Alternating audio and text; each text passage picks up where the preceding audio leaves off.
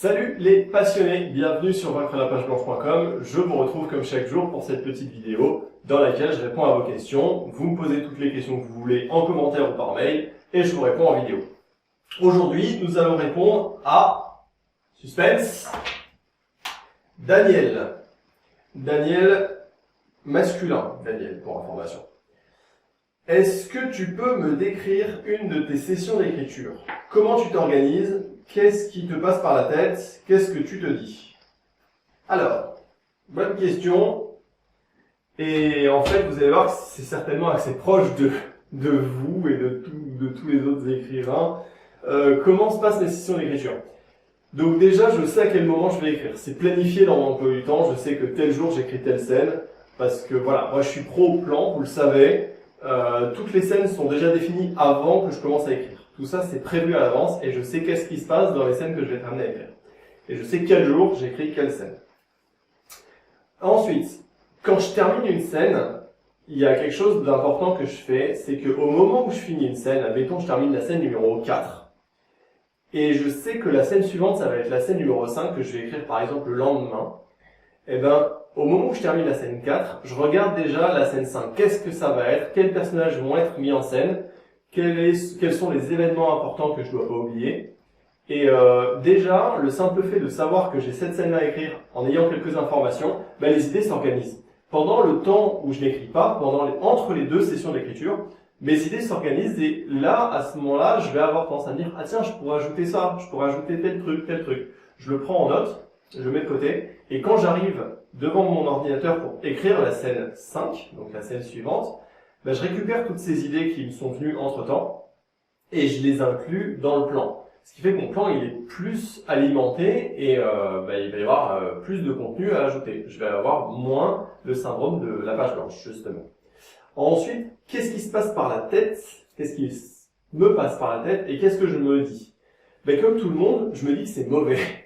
Bien souvent, je me dis, oh là là, je relis ce que je fais, je vais, ouais, c'est pas terrible, c'est prévisible, c'est bateau, c'est pas génial et tout.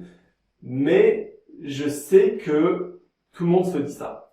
Plus on est authentique dans ce qu'on écrit, et plus on se dit, c'est pas bon.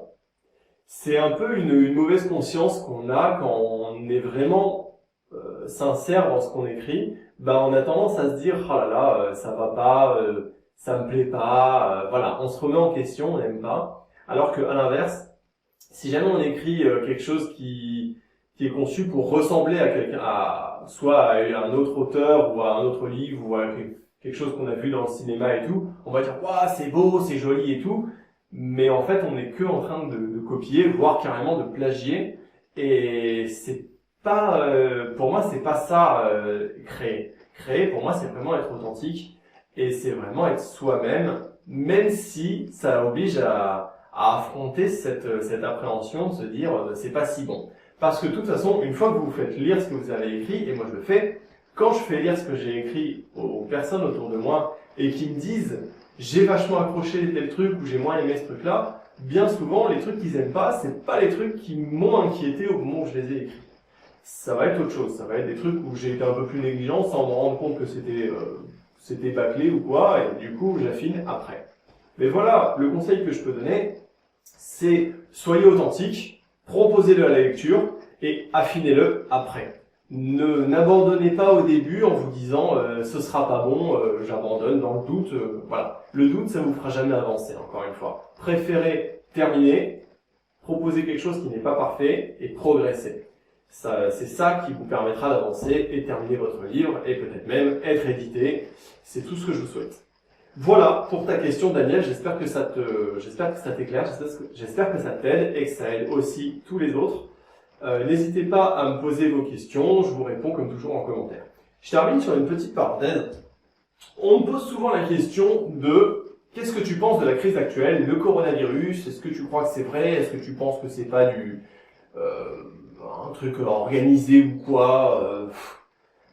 Franchement, plusieurs choses. Il y a beaucoup à dire là-dessus.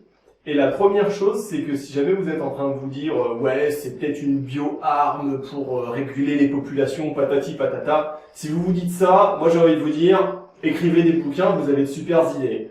Est-ce que c'est valable dans la réalité? Franchement, on est dans la réalité justement, on n'est pas dans la fiction. Je pense qu'il faut rester rationnel. Il peut se passer des choses incroyables, il peut se passer des choses extraordinaires. Maintenant, voir des conspirations partout, je pense que ça va 5 minutes.